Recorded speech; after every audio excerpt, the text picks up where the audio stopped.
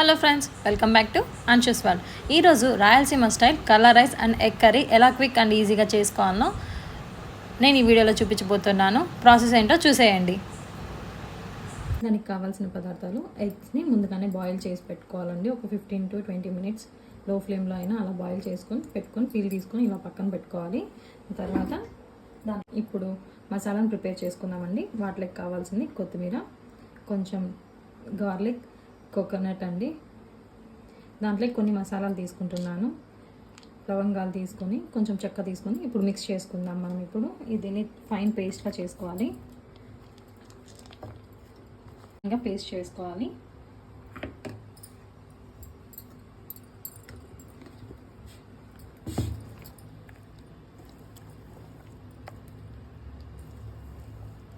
ఇలా ఫైన్గా థిక్గా పేస్ట్ చేసుకోవాలండి. చూసారుగా ఇలా థిక్గా బాగా మెత్తగా గ్రైండ్ చేసి పెట్టుకోవాలి. నెక్స్ట్ ఇంగ్రీడియంట్ దీంట్లోకి ఆనియన్స్ అండి. ఇలా చాప్ చేసుకోవాలి సన్నగా. ఇంకా నెక్స్ట్ టమాటో తీసుకోవాలండి. టమాటోని కూడా ఇలాగే ఫైన్గా చాప్ చేసి పెట్టుకోవాలి. నెక్స్ట్ ప్రాసెస్లోకి వెళ్ళిపోదాం, వచ్చేయండి. ఫస్ట్ ఇలా కడాయి పెట్టుకోవాలండి. కడాయి పెట్టుకున్న తర్వాత హీట్ అయిందో లేదో చూసుకున్న తర్వాత కాస్త ఆయిల్ వేసుకోవాలి. మనకి కర్రీకి ఎంత పడుతుందో అంత చూసి ఆయిల్ వేసుకుందామండి. ఒక 2-3 స్పూన్స్ ఆయిల్ వేసుకుందాము. దీంట్లోకి లైట్గా కొంచెం షాజీరా వేసుకుందాము. నెక్స్ట్ మనము ముందుగా చాప్ చేసి పెట్టుకున్న ఆనియన్స్ వేసుకోవాలండి. ఆనియన్స్ ఇలా లైట్గా బ్రౌనిష్ కలర్లో వచ్చే వరకు రోస్ట్ చేసుకోవాలి. ఇప్పుడు కొంచెం కాస్త కరివేపాకు వేసుకుందామండి. స్మెల్ అండ్ టేస్ట్ చాలా బాగా వస్తుంది కరివేపాకు వేసుకోవడం వల్ల. మనం చేసుకునే వంటలలో కరివేపాకు ఖచ్చితంగా ఉండేలాగా చూసుకోండి. కరివేపాకును తినడం వల్ల మనకు హెయిర్ గ్రోత్ కానీ థిక్నెస్ కానీ చాలా బాగుంటుంది. హెల్త్కి కూడా చాలా మంచిది. ఇలా లైట్గా బ్రౌనిష్ కలర్ వచ్చే వరకు రోస్ట్ చేసుకోవాలి.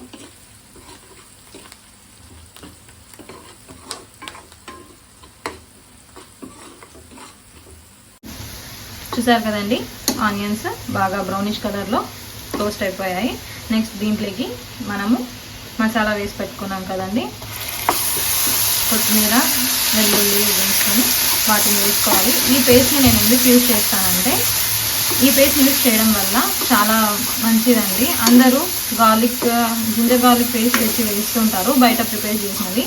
వాటిని చేయడం వల్ల మనకు హెల్త్ ఇష్యూస్ వస్తాయండి. ఇది ఇంట్లో మనం అప్పుడప్పుడు ప్రిపేర్ చేసుకుంటాం కాబట్టి చాలా మంచిది. చాలా టేస్టీగా కూడా ఉంటుందండి. అప్పుడప్పుడు చేసుకొని వేసుకుంటాం కదా. గార్లిక్, జింజర్ ఆ పేస్ట్ వేయడం వల్ల మనకి హెల్త్ ఇష్యూస్ వస్తాయి, అసిడిటీ అలాంటివి. ఇదైతే దాన్ని రీప్లేస్ చేసేస్తుందండి. చాలా టేస్టీగా కూడా ఉంటుంది.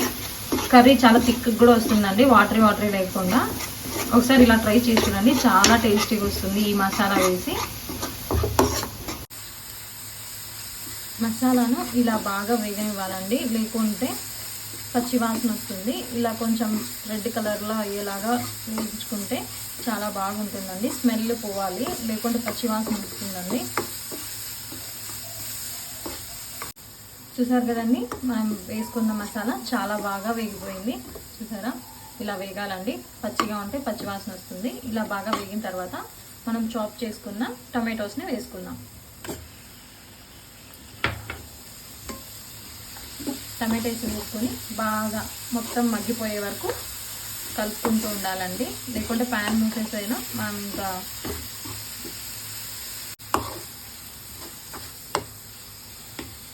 లైట్గా మగ్గనిచ్చాలండి. ప్యాన్ క్లోజ్ చేసుకుందాము.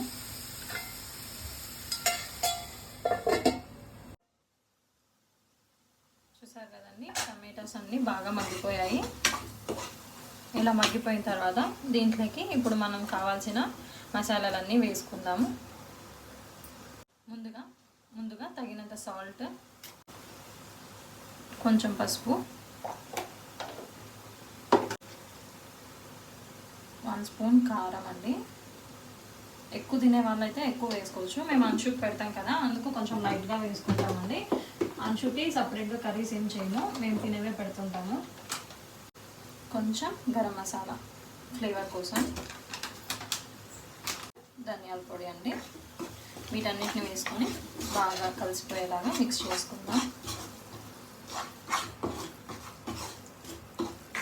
మసాలాలన్నీ మనం వేయించుకున్న ఆనియన్స్ టమాటోస్కి బాగా కలిసిపోయేలాగా కలుపుకోవాలి. అంతా బాగా కలిసిపోయిన తర్వాత ఈ మిశ్రమంలోకి తగినన్ని వాటర్ వేసుకోవాలండి.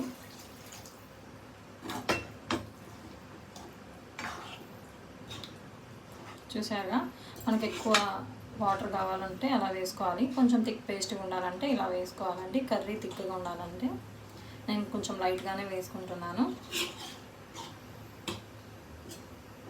ఇప్పుడు కొంచెం సేపు మూత పెట్టేసా.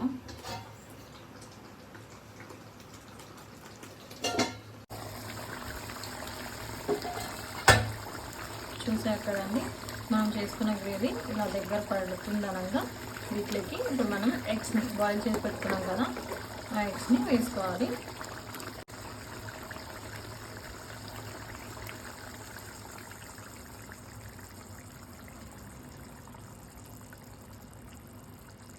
ఈ ఎగ్స్ని బాగా మసాలా పట్టేంత వరకు ఇలా ఎగ్స్ని మిడిల్లోకి కట్ చేసుకోవాలండి. ఇలా ఎగ్స్ని కట్ చేసుకోవడం వల్ల వీటిలోకి బాగా మసాలా పడుతుంది.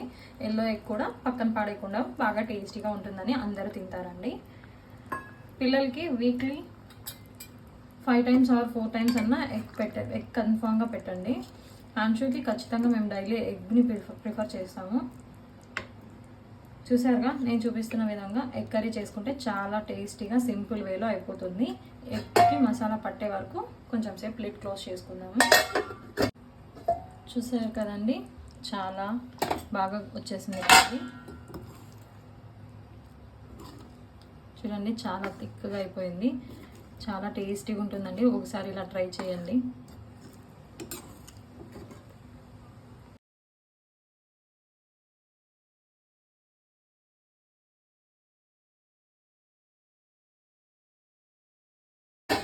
మసాలా వస్తాయి. తర్వాత లైట్గా చాప్ చేసుకుని మెంతాకు, కొత్తిమీర అండ్ 2-3 పచ్చిమిర్చిని వేసుకోవాలండి. ఇది కన్ఫామ్గా వేసుకోవాలి. మెంతాకు వేయడం వల్ల కలర్ అన్నం చాలా టేస్టీగా ఉంటుందండి. చూస్తున్నారా, చేస్తుంటేనే స్మెల్ అప్పుడే బాగా స్మెల్ వచ్చేస్తుంది. ఇవి బాగా రోస్ట్ అవ్వాలి. ఇప్పుడు దీనిలోకి లైట్గా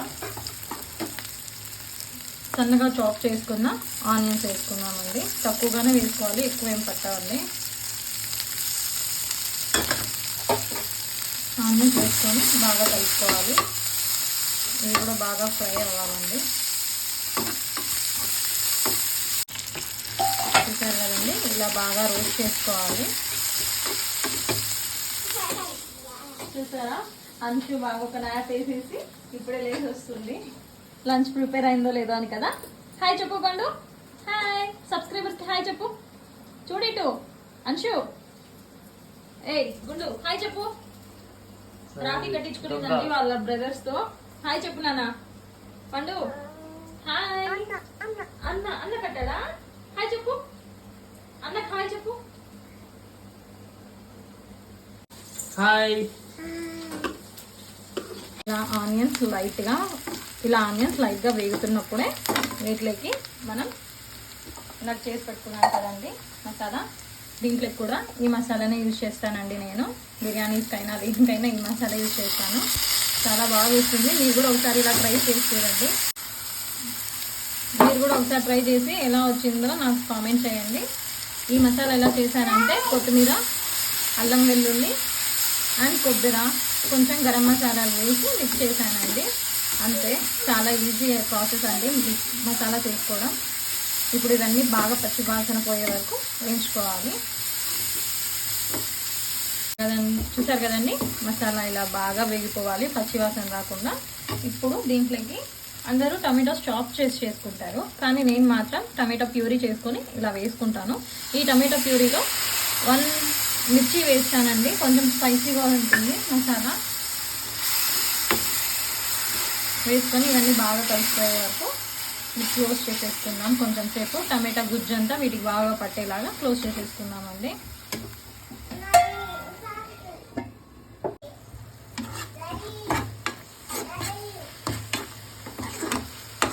వీటిలోకి ఇంకేం మసాలాలు కూడా వేసుకొని అవసరం లేదండి. కొంతమంది బిర్యానీ మసాలా, గరం మసాలా అలాంటివి వేస్తుంటారు. నేను చేసిన ప్రాసెస్లో చేస్తే పక్కాగా ఈ మసాలాలు వేయనవసరం లేదు. చాలా టేస్టీగా వస్తుందండి. పిల్లలు కూడా చాలా టేస్టీగా ప్లేట్ మొత్తం కంప్లీట్ చేసేస్తారు. లంచ్ బాక్సెస్ పెట్టినా కానీ ఇంటికి మీల్ బాక్స్తో వస్తారండి. చూసారు కదండి మసాలా ఎంత బాగా రెడీ అయిందో మనకి. ఇప్పుడు మనం పక్కనే రైస్ని కుక్ చేసుకుంటున్నాం కదా, ఈ మసాలాను తీసి దాంట్లో వేసేయాలండి. చూస్తున్నారు కదా, ముందుగా రైస్ని పక్కన కొంచెం కుక్ చేసుకుంటూ ఇప్పుడు మనం చేసిన మసాలాను వేసి బాగా మిక్స్ చేసుకోవాలండి. మొత్తం అంతా కలిసిపోయేలాగా ఒకసారి మిక్స్ చేసుకోవాలి. చూసారు కదండి, రైస్ బాగా ఉడుకుతుంది. ఇలా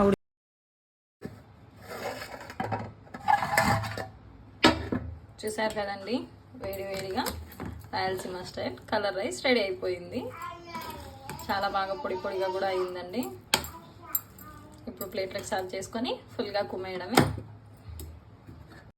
చూసారు కదండి, మన Rayalaseema style colour rice and egg curry ఎలా చేసుకోవాలో, సింపుల్ వేలో క్విక్గా ఎలా చేసుకోవాలో చూసేస్తారు కదా. మీరు కూడా ఒకసారి ట్రై చేసి కామెంట్ చేయండి ఎలా వచ్చిందో. ఇలాంటి మరిన్ని వీడియోస్ కోసం subscribe to my channel for more updates. Thanks for watching. మీకు కనుక నా వీడియోస్ నచ్చినట్టయితే please like, share and subscribe.